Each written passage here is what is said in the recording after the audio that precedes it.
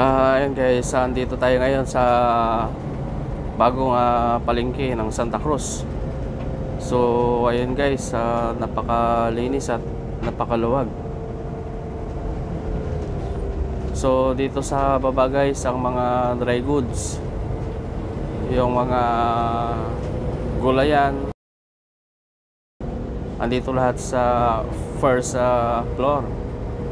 So itong building ng Santa Cruz guys na palengke ay second story, dalawang palapag guys.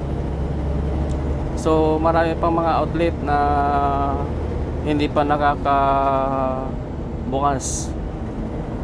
Maaari siguro guys wala pang nag-aabang dyan sa mga pwesto.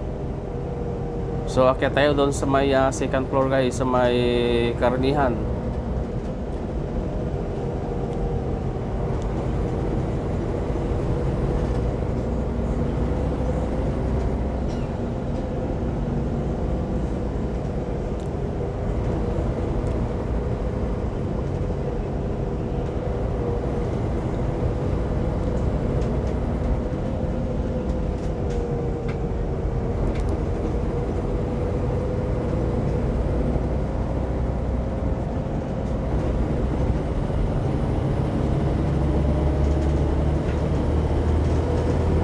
Ito yung hagdanan guys na patungo sa second floor.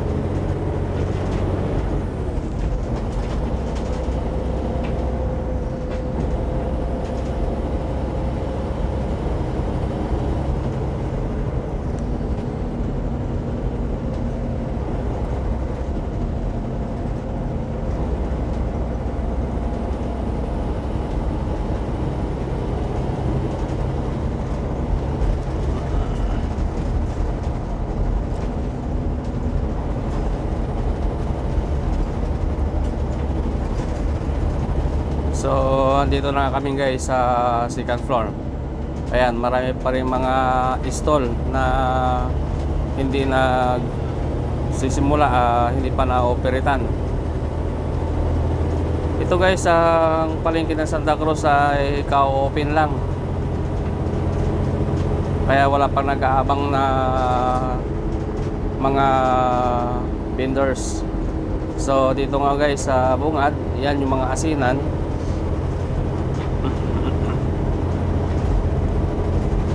So dito naman yung karnihan, yung yung isdaan guys.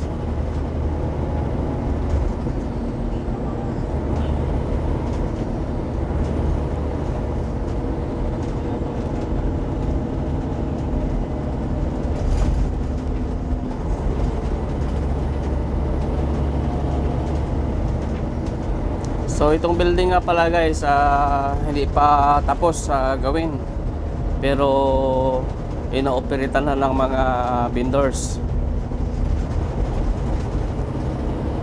Napakaluwag at saka napakalinis.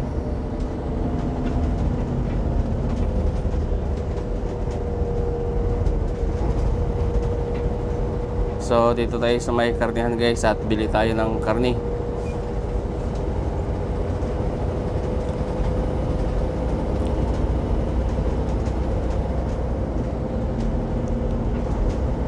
Ayan, dito tayo bibili at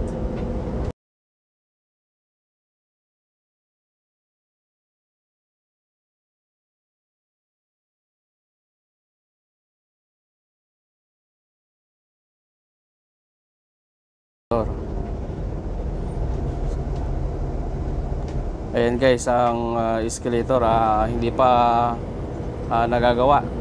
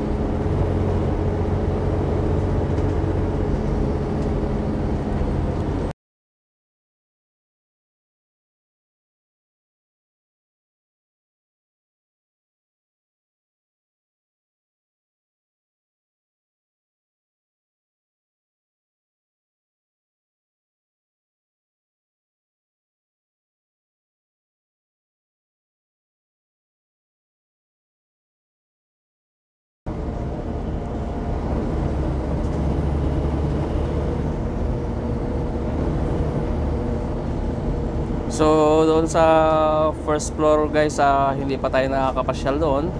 At hindi pa natin alam kung saan yung mga damitan doon at yung mga kung ano-ano pa man. So ngayon lang ako nakakita ng palengke guys na Toy Story. Dito lang yan sa Santa Cruz, Zambales. Ito ang pinakamagandang palengke guys pag nagawa. Daig pa niya ang mall. Sa luwag guys,